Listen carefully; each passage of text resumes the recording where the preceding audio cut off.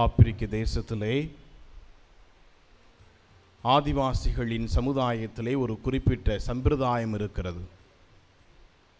அது என்ன பழக்க வழக்கம் என்று சொன்னால், ஒரு குடும்பத்திலே இளைய பருவத்தை அடைந்துவிட்ட ஆண் பிள்ளையை அந்த குடும்பத்தின் தந்தையானவர் அந்த பகுதியில் இருக்கின்ற ஒரு அடர்ந்த காட்டிற்குள் அழைத்து செல்ல வேண்டும்.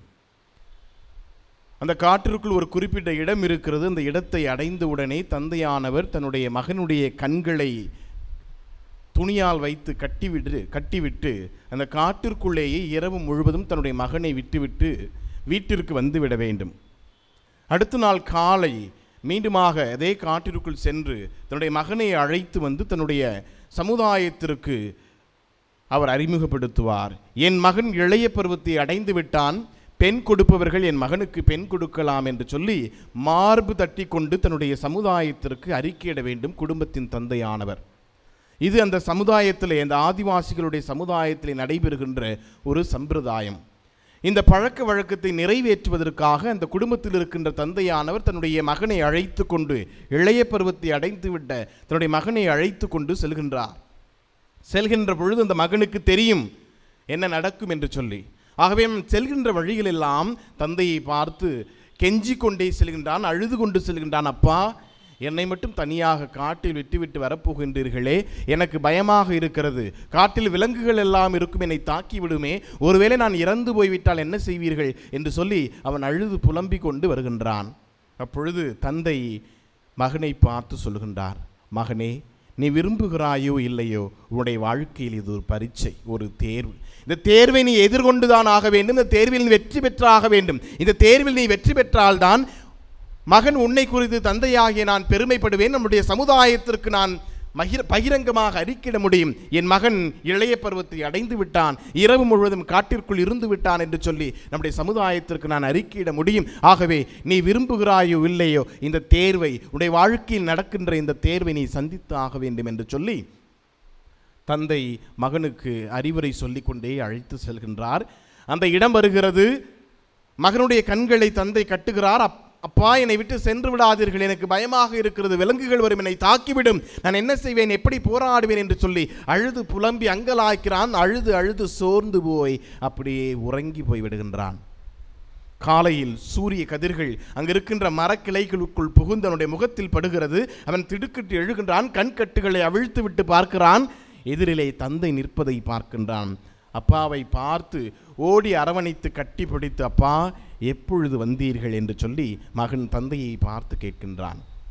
அப்பொழுது அப்பா சொல்கின்றார், மகனே, நான் எப்பொழுது சென்றேன் மீண்டும் வருவதற்கு? மகனே, நான் எப்பொழுது சென்றேன் மீண்டும் வருவதற்கு? மகன், உன்னை தனியே இந்த காட்டில் விட்டு நான் மட்டும் வீட்டிற்கு சென்று எப்படி நிம்மதியாக இருக்க முடியும்? நீ அழுது புலம்பி அங்கலாய்த்து கொண்டிருந்த பொழுது நானும் அழுது கொண்டே உன் அருகில் அமைதியாக காத்து கொண்டிருந்தேன். நீ உறங்கி கொண்டிருந்த பொழுது, நீ சோர்ந்து உறங்கி கொண்டிருந்த பொழுது நான் கண் அயராமல் எந்த விலங்கும் உன்னை வந்து தாக்கிவிடக்கூடாது என்பதற்காக உனக்காக நான் உறங்காமல் காத்து கொண்டிருந்தேன் என்று சொல்லி தந்தை மகனை பார்த்து சொல்லுகின்றார்.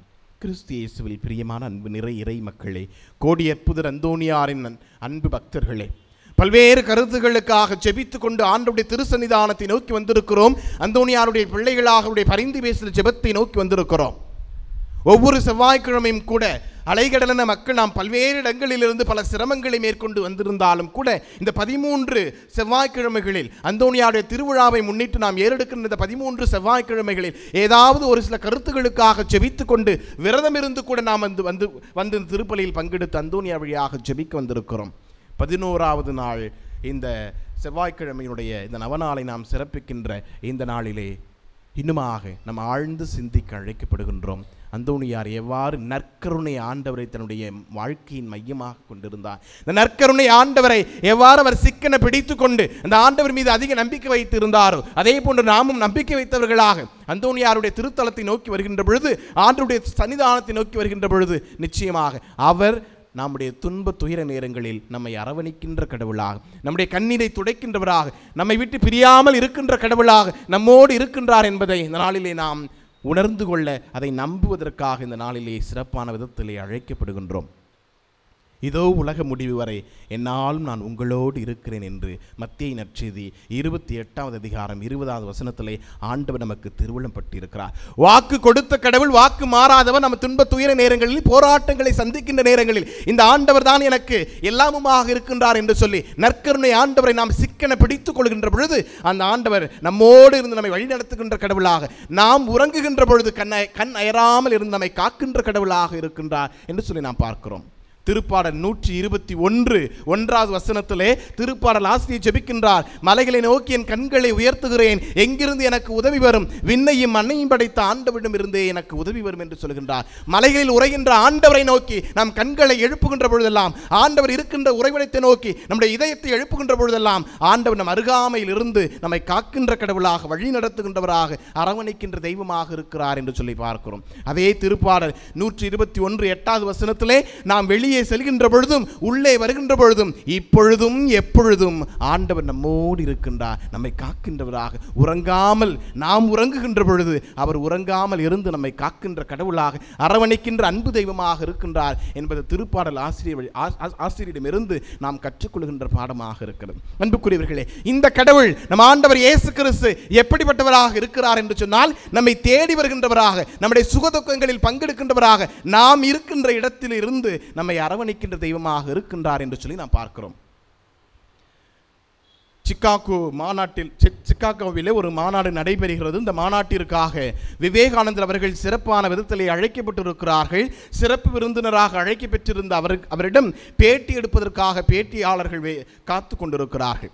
அவரை பார்த்த உடனே, ஐயா, நீங்கள் இந்திய தாய் திருநாட்டினுடைய ஒரு மிகப்பெரிய ஆன்மீக பேராசிரியர், உங்களிடம் ஒரு சில வினாக்களை கேட்பதற்கு நாங்கள் ஆசைப்படுகின்றோம், எங்களுக்கு அனுமதி தாருங்கள் என்று சொல்லி கேட்டு 3 வினாக்களை கேட்கிறார்கள். முதல் கேள்வி, உங்கள் நாட்டு கலாச்சாரத்திற்கும் எங்கள் நாட்டு கலாச்சாரத்திற்கும் உள்ள வேறுபாடு என்ன என்று கேட்கிறார்கள். இப்பொழுது விவேகானந்தர் சொல்கிறார்கள், உங்கள் மேலை நாட்டு கலாச்சாரத்திலே நீங்கள் தாயை தவிர மற்ற எல்லோரையும் மனைவியாக பார்க்கிறீர்கள். எங்களுடைய இந்திய தாய் திருநாட்டு கலாச்சாரத்திலே நாங்கள் மனைவியை தவிர மற்ற எல்லோரையும் தாயாக பார்க்கிறோம் என்று சொல்லி பதில் சொல்கிறார்கள். இரண்டாவது கேள்வி, கடவுள் இருக்கிறாரா, உங்களுடைய கருத்து என்ன என்று கேட்கிறார்கள். அப்பொழுது விவேகானந்தர் சொல்லுகிறார்கள், நான் இமயமலையிலிருந்து கன்னியாகுமரி வரை பயணம் செய்திருக்கிறேன். என்னுடைய சிறிய வாழ்க்கை கால அனுபவத்திலிருந்து கடவுள் இருக்கிறார் என்பது உண்மை என்று விவேகானந்தர் பதில் சொல்கிறார்கள்.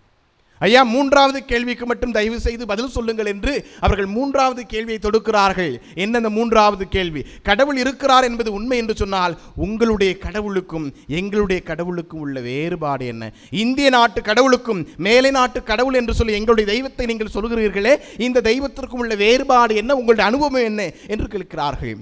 அப்பொழுது ஒரு ஆன்மீகவாதி, இந்திய சமயத்தினுடைய ஆன்மீகவாதி சொல்கின்ற பதில்தான் நம் அனைவரையும் வியக்க வைக்கிறது. அவர் சொல்கிறார்கள், எங்களுடைய இந்திய தாய் திருநாட்டில் பல்வேறு கடவுள்கள் இருக்கிறார்கள். ஒவ்வொரு இடத்திலும் கடவுள் எங்கிருந்து அவரை வெளிப்படுத்துகிறாரோ அந்த இடத்திற்கு நாங்கள் ஓட வேண்டும். அவர் இருக்கின்ற கருவறையை நோக்கி நாங்கள் ஓட வேண்டும். ஆனால் உங்கள் கடவுள் அப்படிப்பட்ட கடவுள் அல்ல.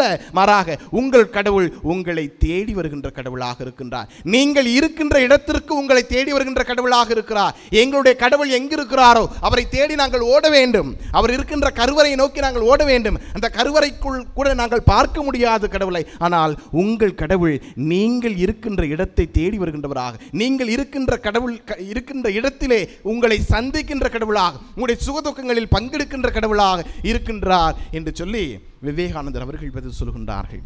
கிறிஸ்துவில் பிரியமானவர்களே, ஒரு இந்து சமய ஆன்மீகவாதி சொல்கின்ற பதில், நம்முடைய கடவுள் நம்மை தேடி வருகின்ற கடவுள், நம் கடவுள் நம் அருகாமையில் இருக்கின்றவர், நம் மத்தியிலே கூடாரத்தை எழுப்புகின்றவர். இதைத்தான் பவுலடியார் பிலிப்பியருக்கு எழுதிய திருமுகம் 2வது அதிகாரம் 6 8 முடிய உள்ள வசனங்களை சொல்லுவார். கடவுள் தன்மையில் விளங்கிய அவர் கடவுளுக்கு இணையாக இருக்க வேண்டிய நிலையை விடாமல் பிடித்து கொண்டிருக்க வேண்டியதொன்றாக கருதவில்லை. மாறாக தன்னையே வெறுமையாக்கி அடிமையின் தன்மை பூண்டு சாவை ஏற்கின்ற அளவுக்கு, அதுவும் சிலுவை சாவை ஏற்கின்ற அளவுக்கு தம்மை தாழ்த்துகிறார் என்று சொல்லி பார்க்கிறோம். கடவுள் நிலையில் இருந்த அவர் நம்மை மீட்பதற்காக, நம்மோடு வாழ்வதற்காக, நம் மத்தியில் வாழ்கின்றவராக தன்னையே அவர் மாற்றிக்கொள்கிறார் என்று சொல்லி பவுலடியார் தெளிவாக சொல்கின்றார். யோவான் நற்செய்தி 1வது அதிகாரம் 14வது வசனம். வாக்கு மனிதரானார், நம்மிடையே குடிகொண்டார், நம் மத்தியில் தன்னுடைய கூடாரத்தை அமைத்துக் கொண்டார். எதற்காக? நம்மோடு வாழ்வதற்காக. நாம் எதற்காக கூடாரத்தை அமைக்கின்றோம்? குடும்பமாக இணைந்து வாழ்வதற்காக. நம் மத்தியில் தன்னுடைய கூடாரத்தை அமைத்துக் கொண்டு நம்மில் ஒருவராக ஆண்டவர் இயேசு கிறிஸ்து பங்கெடுக்கின்றார். நம்முடைய சுகதுக்கங்களில் பங்கெடுக்கின்றவராக நம் ஆண்டவர் இருக்கின்றார் என்று சொல்லி நாம் பார்க்கிறோம். இதைத்தான் மத்தேயு நற்செய்தி 1வது அதிகாரம் 23வது வசனத்திலே பார்க்கிறோம். இவ்வாறு நம் மத்தியில் கூடாரத்தை அமைத்துக் கொண்டு வாழ்கின்ற நம்முடைய கடவுளுடைய பெயர் என்ன? இம்மானுவேல். இம்மானுவேல் என்றால் கடவுள் நம்மோடு. கடவுள் தூரத்தில் அல்ல, கடவுள் நம்மோடு, நம் அருகாமையில், நம் பக்கத்தில், நம்முடைய சுகதுக்கங்களில் பங்கெடுக்கின்றவராக, நம்முடைய பாவங்களில் சோர்ந்து போகின்ற நேரங்களில் அரவணைத்து காக்கின்ற கடவுளாக நம்மோடு இருக்கிறார் என்று சொல்லி நான் பார்க்கிறோம். இந்த கடவுள் இறுதியாக தன்னையே நமக்கு உணவாக தருகின்றார், ஆன்மீக உணவாக கொடுக்கின்றார், ஆன்மீக பானமாக கொடுக்கின்றார். என் உடலை உண்ணுங்கள், என் இரத்தத்தை குடியுங்கள் என்று சொல்லி தன்னையே உணவாக அளிக்கின்ற கடவுளாக நம் ஆண்டவர் இருக்கிறார் என்று சொல்லி நாம் பார்க்கிறோம். யோவான் நற்செய்தி 6வது அதிகாரம் 51வது வசனம். நானே வானினின்று இறங்கி வந்த உயிருள்ள உணவு, என்னை உண்பவர்கள் என்றுமே வாழ்வார்கள் என்று சொல்லி தன்னையே உணவாக கொடுக்கின்ற கடவுளாக நம்ம ஆண்டவர் இருக்கிறார் என்று சொல்லி பார்க்கிறோம். இந்த நம்மை தேடி வந்த கடவுள், தன்னையே உணவாக கொடுத்த இந்த கடவுளுடைய அடையாளம், அவர் பிறந்த பொழுது நமக்கு கொடுக்கப்படுகின்ற அடையாளம் என்ன? லூக்கா நற்செய்தி 2வது அதிகாரம் 7வது வசனத்தில் பார்க்கிறோம். அவரை குழந்தையை கந்தை துணியில் பொதிந்து தீவன தொட்டியில் கிடத்தி இருப்பதை காண்பீர்கள் என்று சொல்லப்பட்டிருக்கிறது. தீவன தொட்டி எதற்காக வைக்கப்பட்டிருக்கும்? ஆடு மாடுகள் பசியை ஆற்றிக்கொள்வதற்கு உணவளிக்கின்ற இடம்தான் தீவன தொட்டி. ஆடுகளாகி நாம் வாழ்வு பெறுவதற்கு, நம்முடைய ஆன்மீக பசியை தீர்த்து கொள்வதற்கு நாம் இயேசு பிறந்த அந்த தீவன தொட்டியை பார்க்கின்ற பொழுது, அந்த தீவன தொட்டியில் கிடத்தப்பட்டிருக்கின்ற அந்த குழந்தை இயேசுவை, அந்த நற்கருணை ஆண்டவராக வர இருக்கின்றவரை நாம் பார்க்கின்ற பொழுது நம்முடைய ஆன்மீக பசி தீரும், நம்முடைய வாழ்க்கையில் கவலைகள் போகும், துன்பங்கள் நீங்கும், துயரங்கள் நீக்கும், நம்முடைய வாழ்க்கையில் ஆசீர்வாதம் கிட்டும் என்பதை உணர்த்துவதற்காகத்தான் ஆண்டவர் இயேசு கிறிஸ்து குழந்தையாக தீவன தொட்டியில் கிடத்தப்பட்டிருக்கிறார். ஆடு மாடுகள் தீவன தொட்டியில் பார்க்கின்ற பொழுது வயிறு பசி ஆற முடியும். நாமும் அந்த தீவன தொட்டில் கிடத்தப்பட்டிருக்கின்ற அந்த ஆண்டவர் இயேசு கிறிஸ்துவை, நானே உணவாக என்னை கொடுக்க வந்திருக்கிறேன் என்று சொல்வதற்கு முன்கூட்டியே குழந்தையாக பிறந்த அந்த ஆண்டவர் இயேசு கிறிஸ்துவை தரிசிக்கின்ற பொழுது, அவரை பார்க்கின்ற பொழுது நமக்கு ஆசீர்வாதம் கிட்டும். நாம் அவரை உணவாக உட்கொள்கின்ற பொழுது நம்முடைய வாழ்க்கைக்கு, குடும்ப வாழ்க்கைக்கு, தனிப்பட்ட வாழ்க்கைக்கு தேவையான ஆசீர்வாதங்கள் கிட்டும் என்பதைத்தான் இது நமக்கு உணர்த்தி காட்டுகிறது. அன்புக்குரியவர்களே, இந்த ஆண்டவர் இயேசு கிறிஸ்துவை நாம் நம்முடைய வாழ்க்கையின் மையமாக கொண்டிருக்க வேண்டும். ஏனென்றால் நாம் இன்று வந்திருக்கின்ற இந்த அந்தோனியாருடைய திருத்தலத்தில் ஒன்றாக குழுமி இருக்கின்ற நாம் யாருடைய பரிந்து பேசல் ஜெபத்தை கேட்டு வந்திருக்கின்றோமோ அவர் நற்கருணை ஆண்டவரை தன்னுடைய வாழ்க்கையின் மையமாக கொண்டிருந்தார். புனித அந்தோனியார், கோடி அற்புதர் புனித அந்தோனியார் நற்கருணை ஆண்டவரிடம் தன்னுடைய மன்றாட்டுக்களை எழுப்பி அவரை சிக்கன பிடித்து கொண்டிருந்தவராக வாழ்ந்தபடியினால் அவருடைய வாழ்க்கையில் அற்புதங்களும் அதிசயங்களும் நடந்தன என்று சொல்லி நாம் பார்க்கிறோம். கோடி அற்புதர் அந்தோனியாருடைய வாழ்க்கையில் நடந்த புதுமையை நாம் அனைவரும் அறிவோம். அதில் மிகவும் நற்கருணை சம்பந்தப்பட்ட ஒரு புதுமை, போனோனில்லா என்ற ஒரு மனிதன் ஆண்டவர் இயேசு கிறிஸ்து மெய்யாகவே அப்ப வடிவில் பிரசன்னமாயிருக்கிறார் என்பதை நம்பாமல் இருந்த பொழுது அந்தோனியார் சொல்கின்றார், நீ பயணம் செய்கிற அந்த கோவேரி குதிரை நற்கருணை ஆண்டவரை பார்த்து வணங்கினால் நீ ஆண்டவர் இயேசு கிறிஸ்துவை ஏற்றுக்கொள்கின்றீரா? அப்ப வடிவில் நற்கருணையில் ஆண்டவர் உயிரோடு இருக்கிறார் என்பதை ஏற்றுக்கொள்வீரா என்று சொல்லி ஒரு பந்தயம் வைக்கின்ற பொழுது அவர் ஏற்றுக்கொள்கின்றார். ஆகவே இந்த மனிதர் அங்கிருக்கின்ற எல்லா மக்களிடம் சொல்லுகின்றார். எல்லா மக்களும் வருகிறார்கள். 3 நாட்கள் இந்த கோவேரி கழுதையை அவர் பட்டினி போடுகின்றார். அந்தோனியார் 3 நாட்கள் விரதம் இருந்து ஜெபிக்கிறார்கள். இருவரும் வருகிறார்கள். அந்த கழுதையானது அந்தோனியார் எந்த இடத்தில் நற்கருணையை வைத்து அங்கே நின்று கொண்டிருந்தாரோ அந்த இடத்தில் மண்டியிட்டு அவரை ஆராதித்ததாக அந்தோனிய வாழ்க்கையில் ஒரு புதுமை நடந்ததாக பார்க்கிறோம். எங்கெல்லாம் நற்கருணை ஆண்டவரை யாரெல்லாம் ஏற்றுக்கொள்ளாமல் இருக்கிறார்களோ அங்கே நற்கருணை ஆண்டவர் பால் புனித அந்தோனியார் ஈடுபாடு கொண்டவராக, அவரை வணங்கியவராக, அவரை தன்னுடைய வாழ்க்கையின் மையமாக கொண்டவராக, அவரை தன்னுடைய வாழ்க்கையில் அனுபவித்து அதை பிறருக்கு கொடுக்கின்றவராக கோடி அற்புதர் புனிதர் அந்தோனியார் வாழ்ந்தார் என்று சொல்லி அவருடைய வாழ்க்கை நமக்கு எண்பித்து காட்டுகிறது. அன்புக்குரியவர்களே, இந்த ஆண்டவர் இயேசு கிறிஸ்து இதோ இந்த பலிபீடத்திலே ஒவ்வொரு குருவானவரும் திருப்பலி நிறைவேற்றுகின்ற பொழுது இது என் உடல், இது என் ரத்தம் என்று வசீகர வார்த்தைகள் சொல்லி ஜெபிக்கின்ற பொழுது நாம் ஒப்புக் கொடுக்கின்ற சாதாரண அப்பமும் சாதாரண திராட்சை பழ ரசமும் ஆண்டவர் இயேசு கிறிஸ்துவின் திருவுடலாகவும் திரு ரத்தமாகவும் மாறுகிறது. அவருடைய அந்த சதையாக அது மாறுகிறது. அவருடைய உயிருள்ள ரத்தமாக அது மாறுகிறது. அந்த இயேசு கிறிஸ்துவை, அந்த ஆண்டவர் இயேசு கிறிஸ்துடைய திருவுடலையும் திரு ரத்தத்தையும் நாம் உண்ணுகின்ற பொழுது பலமடைகின்றோம், சக்தி அடைகின்றோம், ஆற்றல் பெறுகின்றோம். நம்முடைய சோதனை நேரங்களில் ஆறுதல் பெறுகிறோம் என்பதைத்தான் இந்த நாளிலே நாம் சிறப்பான விதத்தில் சிந்தித்து பார்க்க அழைக்கப்படுகின்றோம்.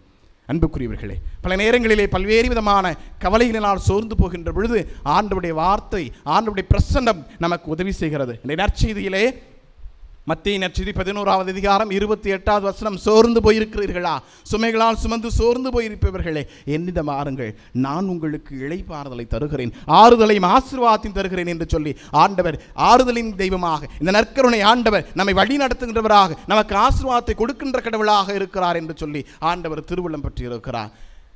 செங்கல்பட்டு மறை மாவட்டத்தில் பங்கு தந்தையாக இருந்த பொழுது என்னுடைய மக்களுக்கு அடிக்கடி சொல்வதுண்டு, ஆண்டவருடைய பாதத்தில் மண்டியிட்ட கால்களும் ஏந்திய கரங்களும் ஒருபோதும் தோற்றதில்லை, தோற்றதாக சரித்திரமும் இல்லை, ஆண்டவர் தோற்கவும் விடுவதில்லை.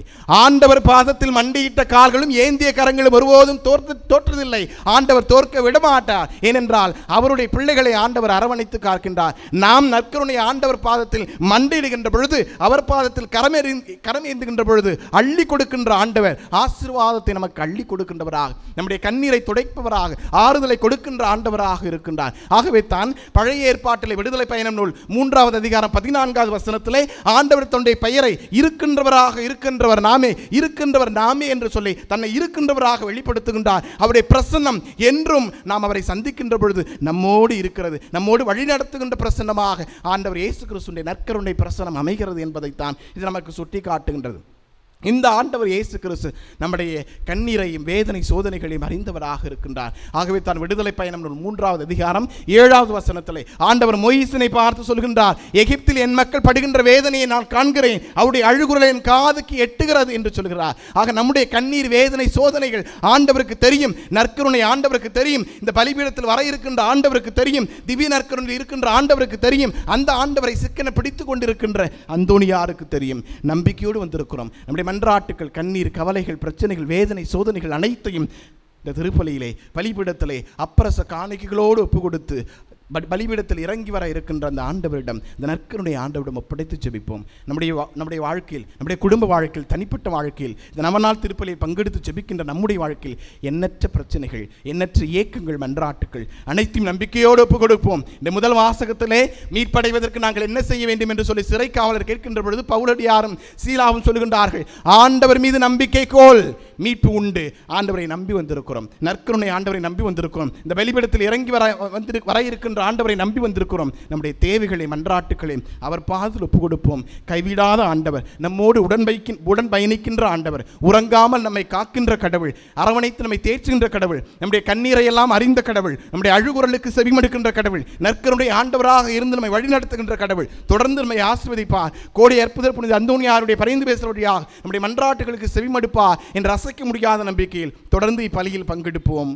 ஆமேன்.